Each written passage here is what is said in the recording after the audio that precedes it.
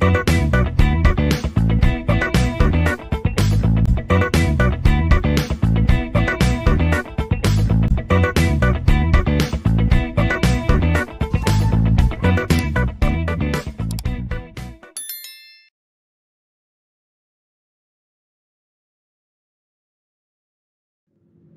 students, welcome to this video.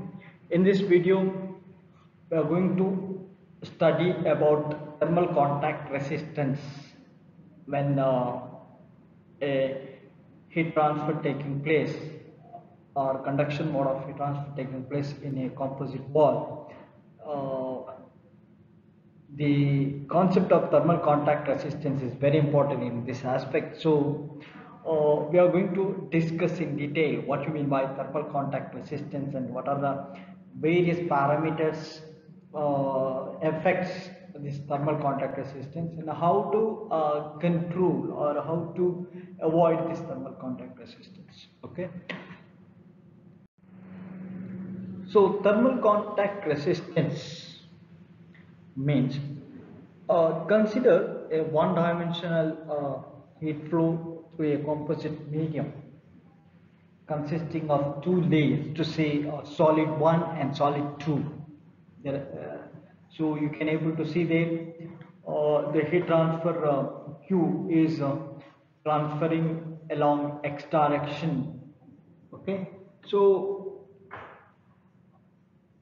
when it is brought in, the two layers brought into contact with the lateral surface insulated.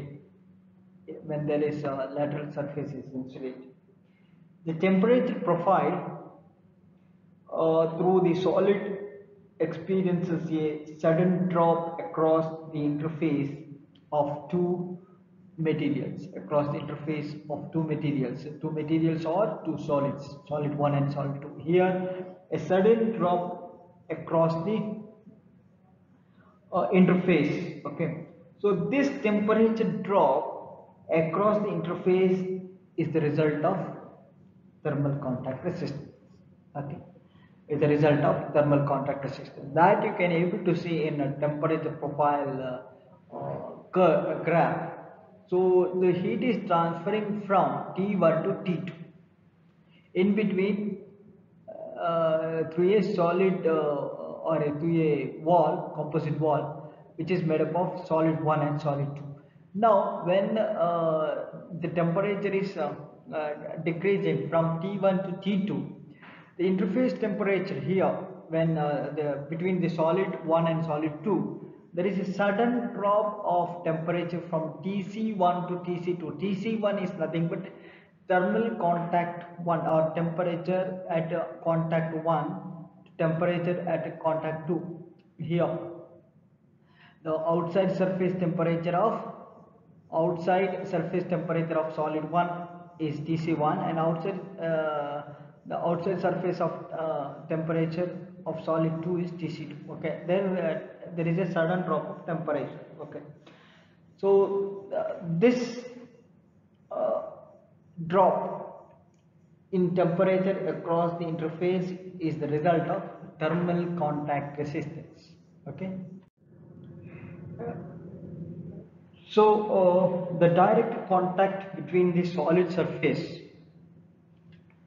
which will take place at a limited number of spots or voids between them is usually filled with air or the surrounding fluid in which it is immersed. Okay, so because of there is no convection in such a thin layer, it is very difficult to take space convection in such a thin layer. The heat transfer across the interface takes place purely on conduction. Okay, so this heat transfer between that spot or void is directly is between direct to the metal contact. So it is purely conduction mode of heat transfer taking place. So if the thermal conductivity of this fluid is less than that of the solid metal, the interface acts as a resistance to heat flow. Okay, so this resistance is referred as thermal contact resistance RC. Okay, so thermal contact resistance RC is defined as temperature drop across the interface to the heat transfer rate per unit area. Okay, so RC is equal to dt by QA, which is equal to Tc1 minus Tc2 by Q. Q is nothing but heat flux. It is expressed in unit meter square degree centigrade per watt. Okay, meter square degree centigrade per watt. Okay, so thermal contact resistance depends on surface roughness, whether it is a smooth surface or harder surface. If the surface is smooth, the resistance, thermal contact resistance is less, and it is also depends on interface temperature, whether it is higher temperature or lower temperature. If the interface temperature is higher, the resistance is less, and also it depends on type of material.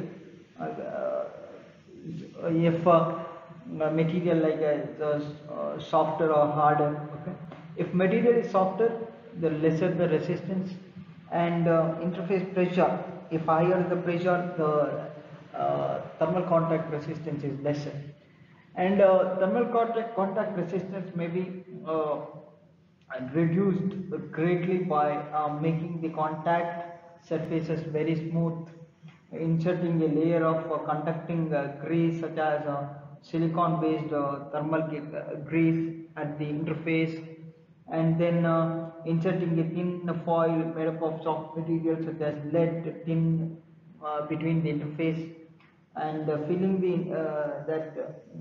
walls with the gas of higher thermal conductivity than that of the air, like helium.